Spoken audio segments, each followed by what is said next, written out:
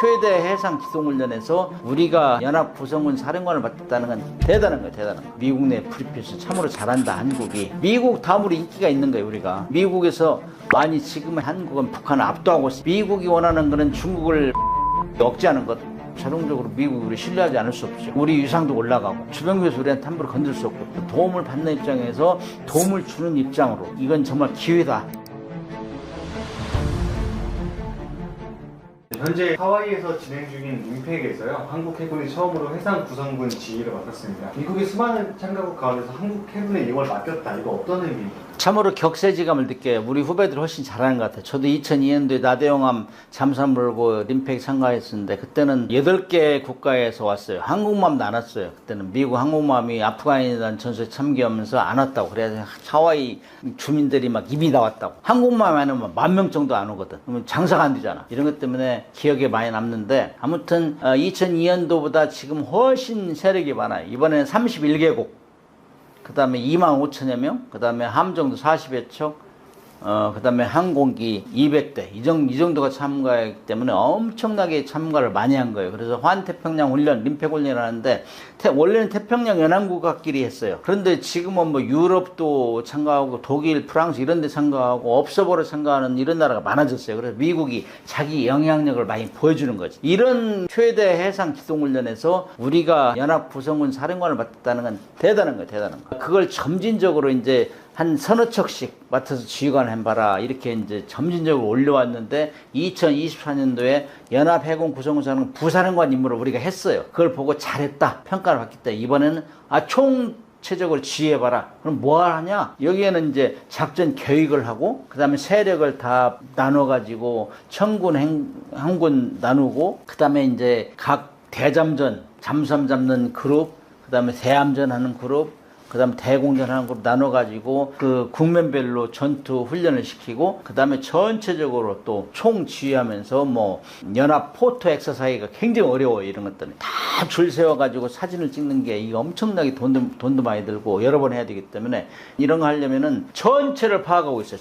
전체를 파악하고 있어야 되고 그 다음에 그것 모든 것이 영어로 지어요. 영어로 연합 전술 신호로 하기 때문에 이 능력을 발휘한다는 건 쉽지 않아요. 그래서 굉장히 이번에 이제 우리 김인우 사령관이 이제 이 투스타가 가서 지휘하는데 아마 최근에 들어서 그 미국 삼함대 사령관인가 이 사람이 미국 내 프리패스 참으로 잘한다 한국이. 그래서 이번에 아주 자긍심이 많을 거예요. 그래서 우리가 그동안 1990년부터 참가했고 이 림팩 훈련은 1971년도 시작한 거예요. 우리 1990년도 시작했는데 점진적으로 우리가 세력도 많아지고 지금 참가 세력도 우리가 미국 다음으로 두 번째, 미국 항공모함부터 핵추진 잠수함 막 그다음에 구축가 맞죠. 우리는 이제 정조대항함 제일 잘 나가는 정조대항함 이게 이제 참가했고 도산안청함은 캐나다 갔다가 이제 오면서 이제 훈련을 했고 그다음에 대전함, 그다음에 상륙함, 그다음에 뭐 P8 해상 초계기 가장 최신 함정들이 갔어요. 그렇기 때문에 이번에는 엄청나게 후배들이 자긍심을 느끼고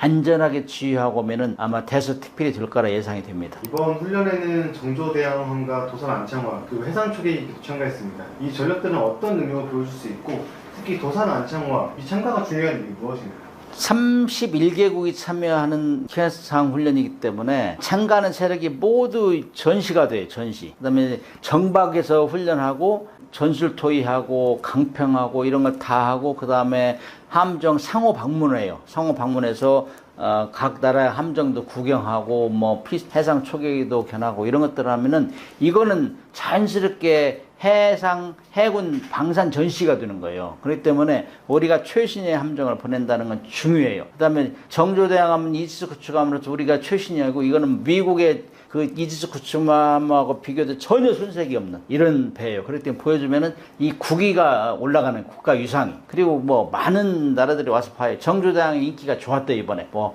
지난번에 뉴스에 나왔는데 뭐 며칠 되지 않았는데 3,000명 이상 방문했다 이런 얘기가 들리던데. 그다음 도산안청함은 그 캐나다 수주전을 위해서 참가하면 캐나다 다녀오면서 참가한 거라고. 그래서 이 도산안청함도 지금 최근에 들어서는 캐나다뿐만 아니라 사우디, 필리핀 이런 데서도 이제 참가하기 때문에 필리핀이라는 나라는 또 잠수함 살려고 하잖아요. 그렇기 때문에 와서 견학도 하고 이런 걸 보면은 자동적으로 우리 방산 전시가 되기 때문에 모든 능력을 보여줘야 돼. 그 다음에 지상에서 보여줘야 되고 그 다음에 해군 해상을 훈련하면서 우리의 전투 기량도 보여주고 그러면은 미국 다음으로 인기가 있는 거예요. 우리가 계속 우리한테 문의도 오고 그래서 이제 림팩 가서 훈련하고 그 여세를 몰아가지고 명함 교환하고 이 사람들이 다 끝나고 나면 연락이 온단 말이죠. 그래서 이제 무기도 자동적으로 세일즈 효과가 되고 이렇습니다. 한국은 이제 연합훈련에 참가하는 수준을 넘어서 해상 전력 지휘하는 역할을 맡고 있습니다. 이 경험이 한반도 유사시나 인도태평양 연합작전에서 한국 해군의 역할까지 바꾸는 거라고 보면 될까요? 주한미군이 주둔할 목적은 원래는 북한의 이 위협을 억제하기 위한 게 1번이에요. 그렇게 한미 상호 방위조약이 돼 있는데 지금에는 미국에서 아니 지금 핵무기를 빼놓고는 한국은 북한을 압도하고 있어 이해를 하고 있어요. 다 알아요. 그렇기 때문에 이제는 한국도 기여를 해달라. 우리가 방위 협력을 했으니까 미국이 원하는 거는 중국을 태평양을 못 나오게 억제하는 거든.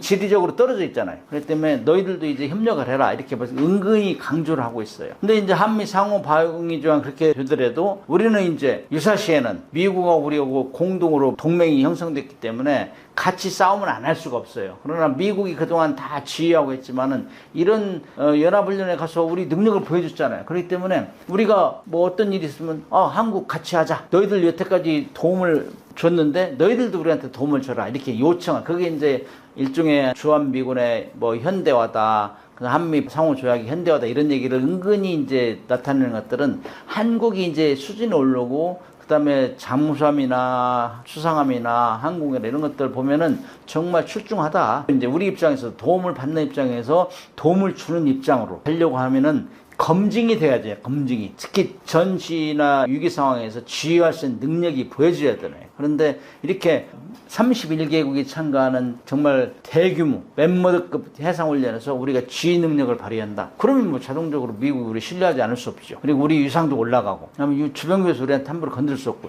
이번에 이제 미국이 이 연합해상 구성군 사령관을 비영어권에서는 우리한테 처음으로 준 거예요. 통상 영어권에 주거든. 말도 잘 통하고 그런데 우리한테 처음 준 거는 정말 대단하게 이 결심을 잘한 거다. 한국의 능력을 평상시에 충분히 인정한 거다. 이렇게 얘기할 수 있죠. 미국은 함정과 잠수함의 건조 정비 능력 부족으로 한국과의 협력을 확대하고 있는데요. 한국 해군에 대한 신뢰가 MRO를 넘어서 공동건조나 잠수함 협력으로 이어질 수 있을까요? 당연히 우리가 MR로 미국 함정 MR로를 참여할 때 궁극적인 목표는 미국의 신조 함정을 건조하는 거였어요. 그런데 이제 그것이 몇 척의 MRO를 수행하면서 미국 배를 가져다가 완전히 세 배를 만들어줬어요. 그래서 미국에서도 인정을 한 거예요. 이 단계가 되니까 미국에서 이제 한국 정말 잘해. 이제 신조 함정도 맡겨야 되겠어. 이런 분위기가 이제 서서히 올라오는 거예요. 트럼프 대통령까지 다 전달되고 해서 트럼프 대통령이 G7 정상회의, 그 다음에 나토 정상회의 때 이재명 대통령한테 군함 한 10척 만들어줄 수 있어요? 물어봤단 말이죠. 그리고 나서 최근에 이제 RFI를 이미 우리한테 보냈다. Request for Information은 거는 정보 요청이에요. 너희들 군함을 우리한테 만들어줄 수 있어? 그래서 한국의 그 HD 현대중공업, 하나오션, 그 다음에 SK 오션프렌트 이런 데 다 물어본 거예요. 물어봐가지고, 지금 긍정적으로 답한 것 같이 내가 확인했는데, 그래서 이제 한국은 정비 능력 충분하다. 그 다음에 건조 능력도 충분한 캐패시티가 된다. 그 다음에 미국이 할 수 없는 그 건조 기간 단축 문제, 그 다음에 또 인건비도 우리가 훨씬 싸요. 건조비도 싸고. 이런 것 때문에 한국에 맡기면 정말로 자기들이 필요한 그 중국과의 이 경쟁에서 그거를 따라잡을 수 있는, 중국하고 지금 군함수가 훨씬 처져 있는데 이런 걸 따라잡을 수 있는 능력이 자기들 스스로는 안 돼요. 그래도 한국을 잡으면 되겠다. 이게 다 지금 공론화가 되고 있어요. 그래서 이제 내일 모레 이제 7월 중순경에 되면은 한미 조선 협력 협의체 이거를 이제 미국에 가서 협의한다 그런다고 얘기가 들었는데, 아무튼 우리가 원하는 건 MR로에서 인정을 받고 다음에는 신조 함정을 건조하는 그래서 공동 설계하고 공동 생산하고 그걸 공동 판매하면 우리 시장은 엄청 커지는 거예요. 그렇기 때문에 이건 정말 기회다 이렇게 생각해요. 그래서 이미 트럼프 대통령이 다 확인하고 체크했기 때문에 우리한테 협력을 요청하는 거고, 그래서 어떻게 하면은 그 법과 제도와 규정을 양국에 공히 적용할 수 있는 이런 시스템이 구축돼야 돼. 그렇지 않으면 미국에서 무조건 요청한다고 해서 우리가 만들어만 주면은 일종의 하청어로 전락될 수 있어요. 그렇기 때문에 우리는 이미 트럼프 대통령이 우리한테 관세 협상할 때 우리가 마스가 프로젝트를 만들어가지고 지원해주겠다. 우리가 이제 미국에 저 사람을 재건해주겠다. 이렇게 약속을 했기 때문에 그 일환으로 하면서 미국도 도와주고 우리도 공동 설계, 공동 건조해서 판매하고 이런 시장을 확보하는 전략을 취한다면 우리한테도 큰 도움이 될 수 있죠. 최근 북한이 해군의 핵무장에 속도를 내고 있습니다. 신형 구축한 무기 시험에 이어서 핵추진 잠수함 개발 계획도 계속 공개하고 있는데요. 이제 한국도 핵추진 잠수함 더 이상 미룰 수 없을 것 같은데 어떻게 보시나요? 북한이 가장 큰 위협이라고 생각하는 전쟁이 일어나면 미국의 항공모함 전단이요. 4개가 와서 폭격을 가하기 때문에 지상에 있는 핵무기를 물속에 감추자. 이렇게 해가 추진한 게 핵추진 잠수함. 거기다 핵무기를 싣겠다. 이렇게 했는데 그것도 또 강화하기 위해서 최연함 같은 구축함, 북한판 이스 9첨이라는데 그런 배를 만들어 가지고 거기에 전략 핵미사일 질차 이렇게 막 추진하고 있어요. 그래서 지상 무기 ICBM을 강조하다가 최근 러시아하고 협력하면서 이제 그 무기를 분산시키자, 위협을 분산시켜서 바다로 이제 분산하자. 이게 이제 북한의 전략이에요. 근데 그 중에서 가장 이제 위협적인 게 핵추진 잠수함이죠. 핵추진 잠수함에 핵무기를 싣고 물속에 들어가면 일단 엄청난 위협이 되는 거예요. 어디 있는지 확인 안 되기 때문에. 지상에 있는 ICBM 기지나 이런 것들 다 보고 있기 때문에 공격을 하면 되는데 물속에 일단 들어가면 미국이나 우리한테 공동 위협이 돼요. 그래서 이거는 우리가 가장 위협이 된다. 이거는 현존한 전술 중에는 일단 위성으로 보고 있다가 물속에 들어가면 그거 추적 감시예요. 근데 그건 디젤 잠수함 속력이 느리고 수시로 스노클을 해야 되기 때문에 올랐다 내렸다 스노클 하기 때문에 들통이 나요. 그래서 못하기 때문에 이거는 핵 추진 잠수함만 할 수 있다. 물속에서 원하는 시간만 원하는 속력을 낼 수 있는 핵 추진 잠수함 할 수 있다. 그래서 우리가 핵 추진 잠수함을 만들어야 된다는 논리가 통해서 우리 안보뿐만 아니라 미국의 안보에도 필요하다. 그래서 이 대통령이 얘기할 때 우리는 다 준비됐다. 기술도 돼 있고 예산도 돼 있고 모든 게 됐는데 핵연료가 부족하다. 안정적으로 공급하기 힘들다. 우리는 국제법적으로 허용이 안 되기 때문에 그래서 그걸 얘기해서 트럼프 대통령이 이제 지원해 주겠다 한 거예요. 그렇기 때문에 지금 상황에서는 우리가 이제 다 명분이 됐어요. 핵추진 잠수함을 만들 애들 명분이 구비가 됐기 때문에 지금부터는 어떤 잠수함을 어떤 식으로 언제까지 만들어낼 것인가. 이것이 제일 중요해요. 그 논의의 초점이. 그래서 일단 대통령하고 트럼프 대통령하고 다 합의하고 했기 때문에 우리가 어떤 조직을 만들어서 어떻게 진행하느냐. 가장 첫 번째 앱은 북한의 핵추진 잠수함에 핵무기를 실어서 그걸 추적 감시하는 거고, 그 다음 두 번째는 이제 중국이나 일본이 과거에 우리를 유린했던 이런 것들은 주한미군이 떠나면 하시라도 재발될 수 있는 상황이기 때문에 그런 위협에도 대비해야 된다. 이런 차원에서 이제는 핵추진 잠수함을 좌구우면하지 말고 바로바로 국가 기술력을 총동원해서 만들어야 된다. 이게 지금 국민적인 정서다. 국민적인 공감대가 형성됐다. 이렇게 판단하고 추진해야 된다 생각해요. 캐나다 잠수함 수주전을 하면서 디젤 잠수함은 우리가 최고 성능을 보유하고 있다. 독일의 1등하고 겨루어서 대등 또는 이상이었다. 이렇게 긍정이 됐는데 왜 굳이 핵추진 잠수함 만드냐 이런 얘기란 말이죠. 그러나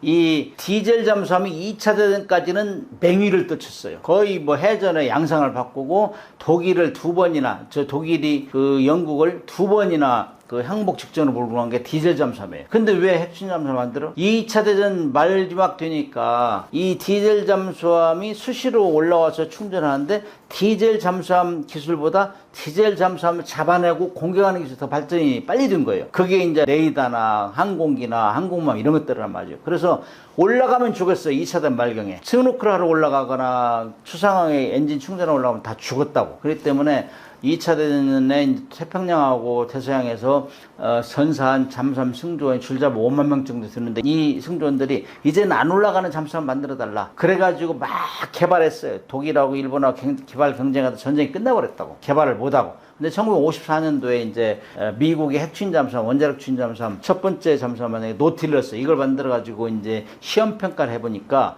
정말 디젤 잠수함이 못하는 걸 다 하는 거예요, 이제. 그렇게 잘 싸운 디젤 잠수함이지만은 못하는 게 있단 말이에요. 자주 올라와야 되니까. 그래서 이제 첫 번째로 북극해를 통과할 수 있었어요. 북극은 빙하가 있기 때문에 수시로 올라올 수가 없단 말이죠. 디젤 잠수함은 충전을 못 하잖아요. 근데 핵 잠수함은 북극해를 통과했어요. 그 다음에 세계 일주를 84일 만에 그냥 한 거예요. 한 번도 부상하지 않고 거의 성공하고, 그 다음에 냉전 시에는 미국 핵추진 잠수함이 가서 소련의 해저 케이블 도청 작전을 했어요. 이건 디젤 잠수함 할 수 없어요. 그 다음에 핵무기를 싣고 나가는 잠수함을 추적 감시한다고. 그거는 핵추진 잠수함만 할 수 있어요. 디젤 잠수함 속력이 느려서 안 돼요. 수시로 충전해야 되기 때문에 이런 것도 안 되고. 그렇기 때문에 엄청난 차이가 나더라. 그래서 디젤 잠수함이 하는 역할이 있고 핵 잠수함이 하는 역할이 틀려요. 핵 잠수함이 디젤 잠수함을 대체하는 게 아니라, 디젤 잠수함은 연안에서 또 나름대로 할 수 있는 역할이 있고, 핵추진 잠수함은 핵추진 잠수함대로 또 역할이 다르고 더 고난도 기술, 고난도 작전 할 수 있다. 그렇기 때문에 이제 핵추진 잠수함이 필요하다는 것이고, 표면적으로 가장 드러나는 것은 핵무기를 실은 잠수함을 추적 감시하면서 못 쏘게 하는 핵무기를. 이 역할이 가장 중요해요. 이걸 하기 때문에 핵추진 잠수함이 필요하다. 특히 북한이 지상에 있는 핵무기를 소형화 강력해서 핵추진 잠수함에 집어넣기 때문에 그거를 무력화시키자. 이것이 목표란 말이에요. 이것이 1번이기 때문에 우리는 빨리 만들어야 돼, 이렇게 얘기하고 있는 거지. 많은 분들이 핵 잠수함, 핵무기를 탑재한 잠수함 생각하시는데요. 한국이 만들려는 핵추진 잠수함은 전략 핵 잠수함과 무엇이 다르고 디젤 잠수함보다 작전 능력이 얼마나 뛰어난 건가요? 핵추진 잠수함은 원자로를 물속에서 가동해서 고열이 나면 그 고열로 물을 끓이고, 핵분열을 시켜가지고 물을 끓이고, 그 물에 이를 가압을 해가지고 압력을 줘가지고 그거를 또 증기 발생을 통해서 증기를 생산해요. 그럼 증기에 터빈을 돌려, 터빈에 붙어있는 발전기를 돌려서 전기를 생산해가지고 추진하는 이런 원리인데, 이거는 승조원의 체력과 식량만 있으면 이론적으로 무제한적으로 작전할 수 있어요. 물 위에 안 올라가도 돼요. 이게 핵추진 잠수함인데, 이 핵추진 잠수함은 디젤 잠수함보다 수중 작전 능력이 엄청나게 늘어나는 거죠. 그리고 이제 거기에 핵무기도 많이 실을 수 있고 배를 키울 수 있으니까, 왜냐면 전기가 무한대 생산되니까. 그렇기 때문에 핵추진 잠수함은 이런 엄청난 그 능력이 출중하게 이제 개선됐는데, 이 핵추진 잠수함 임무에 따라 두 가지가 있어요. 하나는 전략 핵추진 잠수함. 이 전략이 들어가는 건 핵무기가 들어가는 핵무기. 핵무기를 싣고 다니는 건 전략무기죠. 핵무기는 전략무기이기 때문에 핵무기를 싣고 다니는 잠수함, 그걸 전략 핵추진 잠수함.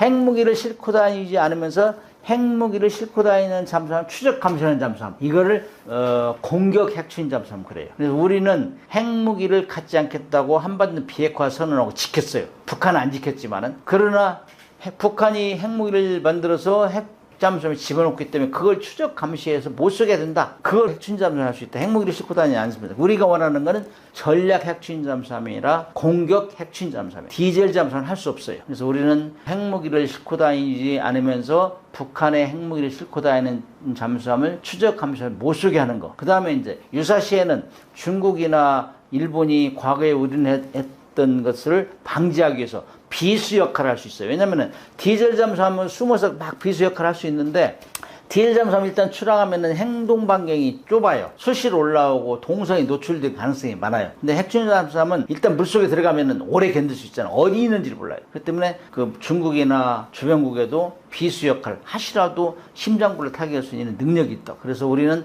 오로지 공격 핵추진 잠수함을 가지고 SLBM을 실어서 그거를 할 수 있는 능력을 갖추겠다. 이것이 우리가 원하는 핵추진 잠수함이에요. 정부는 장보고 N 사업을 통해서 2030년대 중반에 첫 진수를 목표로 하고 있습니다. 이미 핵 잠수함 만들 기술을 갖췄다고 봐도 되는 건지, 아니면 남아있는 장벽이 있는 건지 궁금합니다. 이건 조건부로 2035년에 물에 띄울 수 있다, 진술할 수 있다, 이렇게 봐요. 첫째는 일반 디젤 잠수함, 우리가 그냥 도산 안창호크 이런 것들은 그냥 방위사업청하고 이제 그 기업하고 계약하면 돼요. 그럼 기업이 다 이제 기술력을 합쳐서 하면 되는데, 여기에 핵추진 잠수함 원자로가 들어가면 너무너무 복잡해져요. 이거는 원자로는 핵연료를 들어가야 되기 때문에 이거는 일단 외교부가 나서야 돼요. 그 다음에 원자력 안전에 규정을 만들어야 돼요. 그 다음에 핵연료를 사오려면 산업부, 과기부 이런 다 동원돼야 돼요. 이런 것들이 되기 때문에 전 부처가 들어가야 돼요. 그 다음에 이제 방사청, 그 다음 국방부, 해군, 작전 운영 이런 다 들어가고, 환경부도 들어가야 돼요. 핵추진 잠수함 전용 부두를 만들려면은 안전평가 이런 거 받게 돼요. 환경평가도 받고 이런 거 해야 되기 때문에 전 부처가 들어간다고. 그래서 그 전 부처가 들어가기 때문에 이거를 정말로 오케스트라 지휘자 같이 지휘하면서 가야 돼요. 함정 선체 만드는데 한 부분, 원자로 만드는 한 부분, 그걸 결합하는 한 조직. 그래서 정부의 핵추진 잠수함 사업단을 만들어야 돼요. 이거는 미국이 그렇게 했어요. 그래서 성공했다고. 미국, 영국 프랑스 이런 데 다 그렇게 성공했어요. 그냥 해군에 맡기거나 국방부 자체에 맡기만 국방부가 할 수도 있지만은 너무너무 어려워요. 왜냐하면 다른 부처를 조정 통제할 수 없기 때문에. 그래서 이런 것들이 다 갖춰지고 그다음에 돈이 많이 들기 때문에 특별 계정을 만들어야 돼요. 그다음에 이제 핵연료가 안정적으로 들어와야 되거든. 이거는 이제 한미 원자력 협정이나 IAEA 이런 데서 협력해가지고 우리는 핵무기를 안 만든다. 오로지 군함의 추진체로 전응축 우라늄을 사용해서 한다. 이걸 다 인정을 하게 인식을 같이 하고 절대로 핵무기를 안 만든다는 걸 인식을 시켜야 돼요. 그렇게 이런 조건이 다 이제 구성이 되면은 2030년에 물에 띄울 수 있다. 이것이 지금 큰 틀이고 그래서 거기에 제일 중요한 것 중에 하나가